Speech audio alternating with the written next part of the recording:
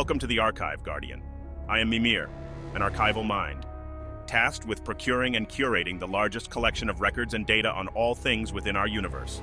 I have been given a secondary directive, to share my knowledge as necessary with others. Some parts of these records will be narrated by myself, or other synthetically created voices. Any audio records that we have been able to recover will be included within the documentation. Now that we have our introductions out of the way, I welcome you to today's installment. Document ID hash 612023, also known as the Unveiling Lorebook, History. These entries were procured during the attack on the Hive stronghold known as the Shadow Keep, located on Earth's moon. While we have records of their existence, little acknowledgement of this has been recorded. The final entry in this book does contain direct correspondence from Eris Morn, and some Guardians claim that she was the first known provider of these documents. Other notable information. Most of these entries seem to be metaphorical or allegorical in nature, and their existence should not be taken as outright fact. Document 5. The First Knife. I looked up in shock. I said, "What? What do you mean?" A special new rule. Something to, I don't know, to reward those who make space for new complexity. A power that helps those who make strength from heterodoxy and who steer the game away from gridlock. Something to ensure there's always someone building something new. It'll have to be separate from the rest of the rules, running in parallel so it can't be compromised.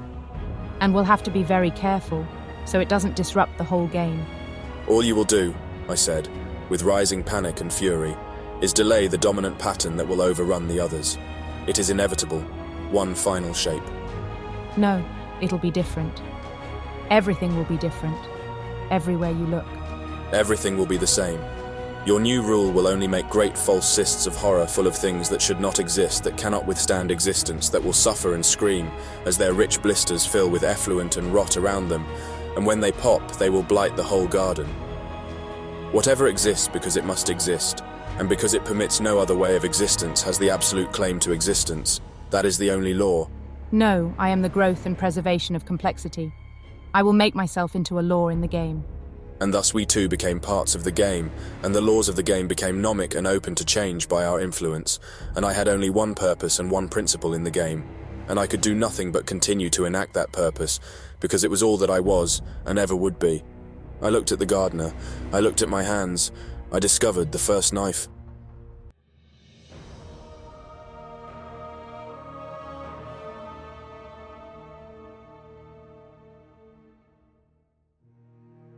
Document 6. P53. Thank you for making room in your life for another talking ball. Let me ask you a question. In the 3 billion base pairs of your root species genome, there is a single gene that codes for a protein called P53. The name is a mistake. The protein weighs only as much as 47,000 protons, not 53,000. If you were a cell, you would think P53 was a mistake too. It has several coercive functions: to delay the cell's growth, to sterilize the cell when it is old, and to force the cell into self-destruction if it becomes too independent. Would you tolerate a bomb in your body, waiting to detonate if you deviated from the needs of society? However, without P53 as an enforcer, the body's utopian surplus of energy becomes a paradise for cancer. Cells cannot resist the temptation to steal from that surplus. Their genetic morality degrades as tumor suppressor genes fail. The only way to stop them is by punishment. You now confront the basic problem of morality. It is the alignment of individual incentives with the global needs of the structure. Patterns will participate in a structure only if participation benefits their ability to go on existing. The more successful the structure grows, the more temptation accrues to cheat, and the greater the advantage the cheaters gain over their honest neighbors, and the greater the ability they develop to capture the very laws that should prevent their selfishness. To prevent this, the structure must punish cheaters with a violence that grows in proportion to its own success. My question follows: is P53 an agent of the darkness or the light? Document 7. T equals 0. We wrestled in the garden, in the loam of possibility where nothing existed and everything might, a shadowed agony among the flowers. We trampled the petals beneath our feet. We stomped the fruit to pulp, and we ground the seeds into the dust. In the wet pop of grapes and the smear of berries, in the perturbation of the field that was the garden before the first tick of time and the first point of space, were the detonations that made the universes. Each universe was pregnant with its own inflationary volumes and braided with ever-ramifying timelines, each volume cooling and separating into domains of post-symmetric physics, all of which were incarnations of that great and all-dictating bipartite law that states only, exist lest you fail to exist. And still we fought. We brought down the tree of silver wings and left the stump to smoke amid the meadows. We left prints of our splayed feet and our straining backs in the clay. Our trampling feet made waves in the garden, which were the fluctuations around which the infant universes coalesced their first structures. The dilatant field yawned beneath existence. Symmetries snapped like glass. Like creases, flaws in space-time collected filaments of dark matter that inhaled and kindled the first galaxies of suns. And still we grappled. Our rolling bodies pushed things out of the garden, worms and scurrying life from the fertile soil, wet things from the pools and the leaves. They came out into the madness of primordial space. They thrashed and became large. And I won. I won, because the gardener always stops to offer peace, and when they do, I always strike. But by then it didn't matter, the game was over. The garden had given birth to creation, the rules were in place, and there would never be a second chance. We played in the cosmos now. We played for everything. And the patterns in the flowers, terrified by our contention, were no longer the inevitable victors of a game whose rules had suddenly changed, and they passed into the newborn cosmos to escape us.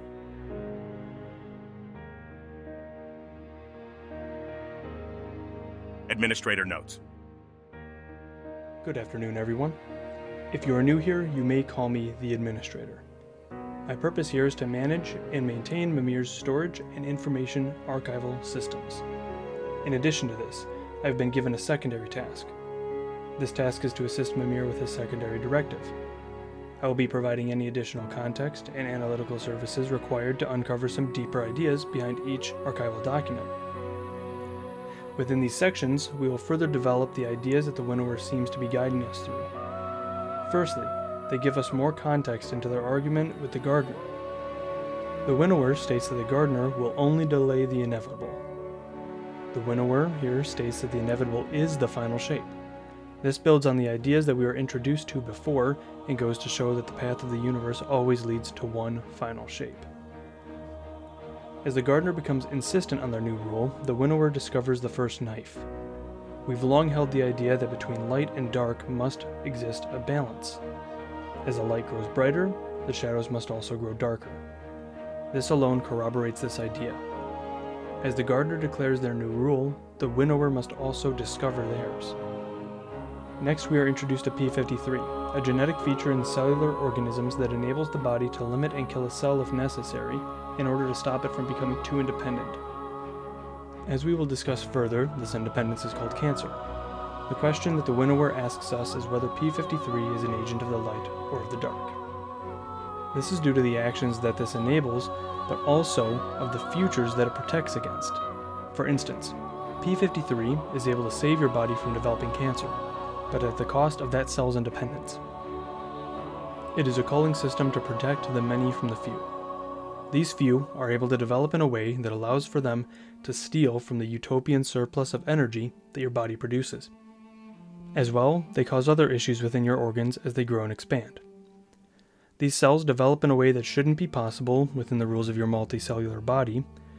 The general rules that your cells must follow are to follow their pre-programmed instructions and to do what the body needs. If they deviate from these instructions, then they may be able to cause damage to the system as a whole.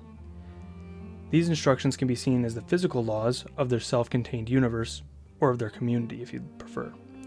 For instance, between 6,000 and 11,000 years ago, a dog developed cancer. Somehow, its cancerous cells were able to spread through sexual contact.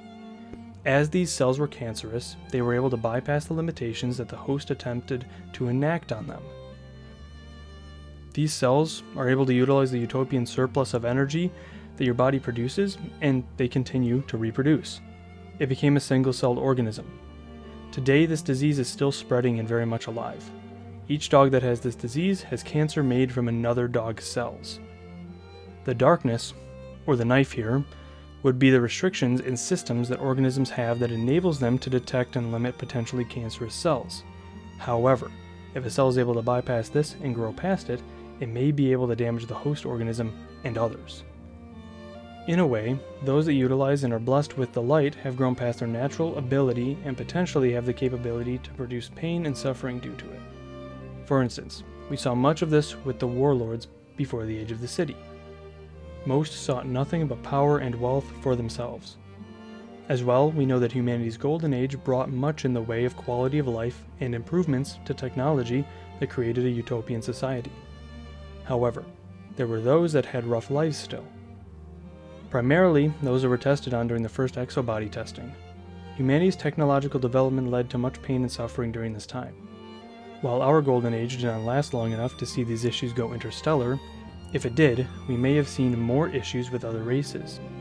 We don't know how extensive the power of the light can reach, but it is safe to say that overpopulation, as well as other mental and psychological struggles, are easily identifiable as potential issues with the improvements to lifespan that we saw possible in the Golden Age. As well, recent information that the Guardian, aka VIP 2014, was able to uncover on Titan tells us that the race the Witness came from was struggling with mental issues as it pertained to their place in the universe. They were blessed by the Traveler and had everything that they could possibly want. However, they still sought meaning. This meaning led them to discover the Veil. They thought that they would be able to reunite the Veil and the Traveler in order to enrich their connection with the light. However, the Traveler ran. We are not sure why exactly the Traveler ran, but the issues that the Witness faced are the reason that it seeks the final shape. The entry titled T=0 seems to dictate the origin of the universe, as the Winnower and the Gardener experienced it. While we think that this may not have actually played out as described, this shows that there is constant struggle between these forces that seemingly created the universe or universes as a whole. There is much less to break down here, but it should be noted that as we learn more about the origins of the light and the dark, we'll be able to look back and refer to this information. All these things considered, these entries show that the Winnower and the Gardener may not be two separate entities as we previously thought. Instead, they may simply be two sides of the same coin, life and death. They may have some sort of sentience to them, which is hard to prove or disprove, but it is possible that they simply exist because they exist.